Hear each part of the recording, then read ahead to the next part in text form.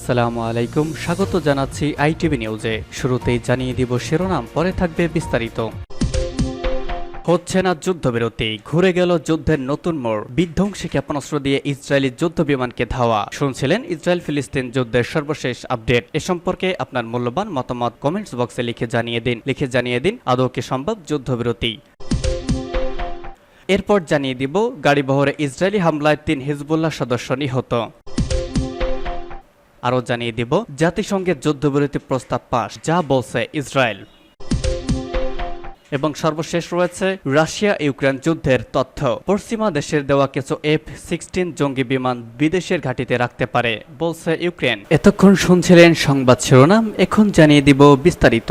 বিধ্বংসী ক্ষেপণাস্ত্র দিয়ে ইসরায়েলি যুদ্ধ বিমানকে ধাওয়া। গাজায় রক্তাক্ত অভিযান চালিয়ে ৪ জিম্মিকে উদ্ধারের মধ্যেই ভয়ঙ্কর খবর পেয়েছে ইসরায়েলি বাহিনী। তাদের অত্যাধুনিক যুদ্ধ বিমানকে ধাওয়া করেছে লেবাননের যোদ্ধাদের বিমান বিধ্বংসী ক্ষেপণাস্ত্র। যুক্তরাষ্ট্র ইউরোপের তৈরি অত্যাধুনিক যুদ্ধ বিমান থেকে গাজায় বোমা ফেলা হচ্ছে। এতে সেখানকার স্থাপনা বালুর ডিবির মতো গড়িয়ে পড়েছে। সেই যুদ্ধ বিমানই তারা খেলো। বলা হচ্ছে গাজা যুদ্ধ শুরুর পর এবারই প্রথমবারের মতো এই ধরনের চ্যালেঞ্জের মুখে পড়েছে নেতানিয়াহুর সেনারা। ইসরায়েলি সংবাদ মাধ্যম টাইমস অব ইসরায়েলের এক প্রতিবেদনে বলা হয়, ইসরায়েলি যুদ্ধ বিমানের দিকে প্রথমবারের মতো বিমান বিধ্বংসী ক্ষেপণাস্ত্র ছুড়েছে লেবাননের প্রতিরোধ যোদ্ধা দল হিজবুল্লাহ। দক্ষিণ লেবাননের আকাশে উড়ে আসা এমন একটি ইসরায়েলি যুদ্ধ বিমানকে ক্ষেপণাস্ত্র দিয়ে এমন ধাওয়া দেয় প্রতিরোধ যোদ্ধা দলটির একটি ইউনিট। ইসরায়েলের প্রতিরক্ষা বাহিনী IDF বলেছে, হিজবুল্লাহ বিমান বিধ্বংসী ক্ষেপণাস্ত্রের ধাওয়ার মুখে পড়লেও কোনো গুরুতর হুমকির মুখে পড়েনি ইসরায়েলি বিমান বাহিনীর যুদ্ধ বিমানটি। গত বছরের অক্টোবরে শুরু হওয়া যুদ্ধ শুরুর পর এবারই প্রথমবারের মতো ইসরায়েলের বিরুদ্ধে বিমান বিধ্বংসী ক্ষেপণাস্ত্র ব্যবহৃত হলো। ইসরায়েলি বিমানকে লক্ষ্য করে বিমান বিধ্বংসী ক্ষেপণাস্ত্র উৎক্ষেপণের কিছুক্ষণ পরেই উপকূলীয় শহর টাইরের কাছে ড্রোন হামলার মাধ্যমে হিজবুল্লাহর পুরো দলটিকে হত্যা করা হয় বলে দাবি করেছে IDF। তবে এ বিষয়ে এখনও কোনো মন্তব্য করেনি ইরানপন্থী প্রতিরোধ যোদ্ধা দলটি। গাজা যুদ্ধ শুরুর পর থেকেই লেবানন সীমান্তে ইসরায়েলি সেনা ও হিজবুল্লাহ যোদ্ধারা নিয়মিত পাল্টাপাল্টি হামলা করে আসছে। হিজবুল্লাহ বলছে, ইসরায়েলি সামরিক আগ্রাসনের প্রতিবাদ এবং গাজা উপত্যকায় ফিলিস্তিনি প্রতিরোধ যোদ্ধা দল হামাসের সমর্থনে তারা ইসরায়েলি লক্ষ্যবস্তুতে হামলা করছে। এসব পাল্টাপাল্টি হামলার দুপক্ষের বহু সেনা প্রাণহানি ও ক্ষয়ক্ষতি হয়েছে। এদিকে গাজায় যুদ্ধ বন্ধে ইসরায়েলের ওপর চাপ সৃষ্টি করতে যুক্তরাষ্ট্রের কাছে আনুষ্ঠানিকভাবে আবেদন জানিয়েছে ফিলিস্তিনি স্বাধীনতা কমিশন হামাস। গতকাল মার্কিন পররাষ্ট্রমন্ত্রী অ্যান্টনি ব্লিংকেন গাজা যুদ্ধবিরতির পরিকল্পনা নিয়ে সফরের প্রাক্কালে হামাসের সিনিয়র নেতা সামি আবু জোহরি এমন আবেদন জানান বলে তথ্য দেয় বার্তা সংস্থা রয়টার্স। গাড়িবহরে ইসরায়েলি হামলায় ৩ হিজবুল্লাহ সদস্য নিহত। লেবাননের উত্তরাঞ্চলে ট্যাঙ্কার বহরে হামলা চালিয়েছে হিজবুল্লাহ। ৩ সদস্যকে হত্যা করেছে ইহুদিবাদী ইসরায়েলি সেনাবাহিনী। লেবাননের একটি সামরিক সূত্রের বার্তা সংস্থা AFP-কে তথ্য জানিয়েছে। সিরিয়া সীমান্তবর্তী লেবাননের উত্তরাঞ্চলীয় হারমেল জেলার একটি গ্রাম লক্ষ্য করে এই হামলা চালায় ইসরায়েল। ট্যাঙ্কার ও একটি ভবনের বহর লক্ষ্য করে চালানো ৯টি ইসরায়েলি ক্ষেপণাস্ত্র হামলায় হিজবুল্লাহর ৩ সদস্য নিহত হয়েছে। ইসরায়েলি সেনাবাহিনী এখনও হতাহতের বিষয়টি নিশ্চিত করতে পারেনি। এদিকে ইসরায়েলি সামরিক বাহিনী ঘোষণা করেছে তারা ইউনিট ৪৪০০ এর একটি সামরিক কম্পাউন্ডে হামলা চালিয়েছে। এটাকে তারা সশস্ত্র সংগঠন হিজবুল্লাহ লজিস্টিক্যাল রিইনফোর্সমেন্ট ইউনিট হিসেবে বর্ণনা করেছে। ইসরায়েল জানিয়েছে, উত্তর লেবাননের বালবাগ এলাকায় সোমবার রাতে ইসরায়েলি সামরিক বাহিনীর হেলিকপ্টার ভূপাতিত করার প্রতিক্রিয়ায় এই হামলা চালানো হয়েছে। গত অক্টোবরে ইসরায়েলি বাহিনী ফিলিস্তিনি গাজায় হামলা শুরু করার পর থেকে এর প্রতিবাদে ইসরায়েলের সামরিক বাহিনীর অবস্থান নিশানা করে প্রায় প্রতিদিন হামলা চালাচ্ছে হিজবুল্লাহ। ইসরায়েলও এর জবাবে লেবাননে পাল্টা হামলা চালিয়ে আসছে। গত ৭ অক্টোবর থেকে গাজায় হামলা চালাচ্ছে ইসরায়েল। নির্বিচার হামলায় ৩৭,০০০-এর বেশি ফিলিস্তিনি নিহত হয়েছেন, যাদের বেশিরভাগ নারী ও শিশু। জাতিসংঘের যুদ্ধবিরতি প্রস্তাব পাস, যা বলল ইসরায়েল। জাতিসংঘের নিরাপত্তা পরিষদে মার্কিন প্রেসিডেন্ট জো বাইডেনের দেওয়া গাজার যুদ্ধবিরতির প্রস্তাব গতকাল পাস হয়েছে। এই প্রস্তাব পাস হওয়ার পর জাতিসংঘে নিযুক্ত ইসরায়েল প্রতিনিধি বলেছেন, তারা গাজার যুদ্ধ চালিয়ে যাবে এবং হামাস উপকৃত হয় এমন কোনো অর্থহীন আলোচনায় অংশ নেবে না।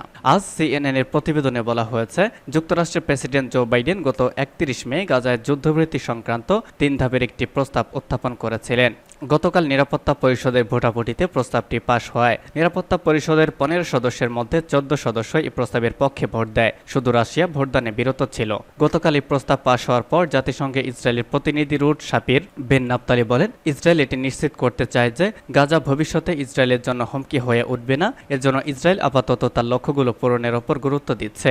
ইসরায়েলের লক্ষ্যগুলোর মধ্যে রয়েছে হামাসের কাছ থেকে জিম্মিদের উদ্ধার করে দেশে ফিরিয়ে আনা এবং হামাসকে সমূলে ধ্বংস করা। এই লক্ষ্যগুলো পূরণ হলেই যুদ্ধ শেষ হবে, তার আগে নয়। বেন নাফতালি আরও বলেন, ইসরায়েল তার নীতির উপর অটল রয়েছে। যতক্ষণ পর্যন্ত সকল জিম্মি উদ্ধার না হবে এবং হামাসের সামরিক সক্ষমতা বিলুপ্ত না হবে ততক্ষণ পর্যন্ত আমরা যুদ্ধ চালিয়ে যাব। যুদ্ধের প্রথম দিন থেকে এটি আমাদের লক্ষ্য ছিল। ইসরায়েল আর কখনোই হামাসকে পুনর্গঠিত হতে দেবে না উল্লেখ করে ইসরায়েলের প্রতিনিধি বলেন, গাজা যাতে ইসরায়েলের জন্য হুমকি হয়ে উঠতে না পারে সেই লক্ষ্য আমরা অর্জন করতে চাই। আমরা স্পষ্ট করে বলতে চাই, হামাস উপকৃত হয় এমন কোনো অর্থহীন ও অন্তহীন আলোচনা ইসরায়েল অংশ নেবে না। তবে এরই মধ্যে যুদ্ধবিরতির প্রস্তাবকে স্বাগত জানিয়েছে ফিলিস্তিনি স্বাধীনতাকামী সংগঠন হামাস। এক বিবৃতিতে সংগঠনটি বলেছে, যুদ্ধবিরতির শর্তগুলো কিভাবে বাস্তবায়ন করা যায় সে ব্যাপারে তারা মধ্যস্থতাকারীদের সঙ্গে কথা বলতে ইচ্ছুক। এদিকে গাজার স্বাস্থ্য মন্ত্রণালয়ের প্রতিবাদ বরাত দিয়ে তুরস্কের সংবাদ সংস্থা আনাদুলু এজেন্সি জানিয়েছে, গত 24 ঘন্টায় গাজায় ইসরায়েলি হামলা নিহত হয়েছে আরও প্রায় 300 ফিলিস্তিনি। এ নিয়ে গাজায় নিহতের সংখ্যা ছাড়ালো 37,112 জনে দাঁড়িয়েছে। নিহতের বেশিরভাগ নারী ও শিশু। 8 মাসের এই ইসরায়েলি অভিযানে আহতের সংখ্যা 84,500। গত 7 অক্টোবর ইসরায়েলে হামাসের হামলার পর থেকে গাজা উপত্যকা অবিরাম বিমান ও স্থল হামলা চালিয়ে যাচ্ছে ইসরায়েলি বাহিনী। এসব হামলায় হাসপাতাল, স্কুল, শরণার্থী শিবির, মসজিদ, গির্জাসহ হাজার হাজার স্থাপনা ক্ষতিগ্রস্ত বা ধ্বংস হয়ে গেছে। 8 মাসের ইসরায়েলি অভিযানে 20 লাখেরও বেশি বাসিন্দা নিজেদের বাড়িঘর ছাড়তে বাধ্য হয়েছেন।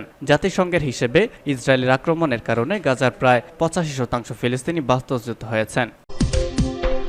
পশ্চিমা দেশে দেওয়া কিছু F-16 জঙ্গি বিমান বিদেশের ঘাঁটিতে রাখতে পারে বলছে ইউক্রেন। ইউক্রেনের এক জ্যেষ্ঠ সামরিক কর্মকর্তা গতকাল বলেছেন, রুশ হামলা থেকে রক্ষা করতে পশ্চিমা মিত্র দেশগুলো দেওয়া কিছু F-16 জঙ্গি বিমান বিদেশের ঘাঁটি হতে পারে। রুশ আক্রমণ প্রতিহত করায় সাহায্য করতে ইউক্রেনকে 60টিরও বেশি যুক্তরাষ্ট্রের তৈরি F-16 জঙ্গি বিমান দেওয়ার অঙ্গীকার করেছে বেলজিয়াম, ডেনমার্ক, নেদারল্যান্ডস ও নরওয়ে। বিমানগুলো সরবরাহের আগে ইউক্রেনের পাইলটরা বর্তমানে যুদ্ধ বিমান চালানোর প্রশিক্ষণ নিচ্ছেন। ধারণা করা হচ্ছে চলতি বছরের শেষের দিকে এই বিমান সরবরাহ করা হতে পারে।